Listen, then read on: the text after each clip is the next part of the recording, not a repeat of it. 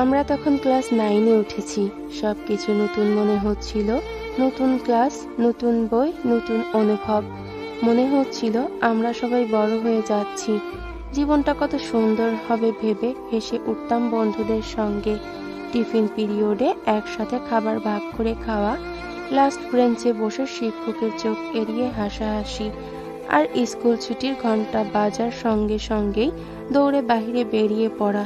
সবকিছুই ছিল এত আনন্দের, যেন কোনো দুঃখই ছিল না তখন।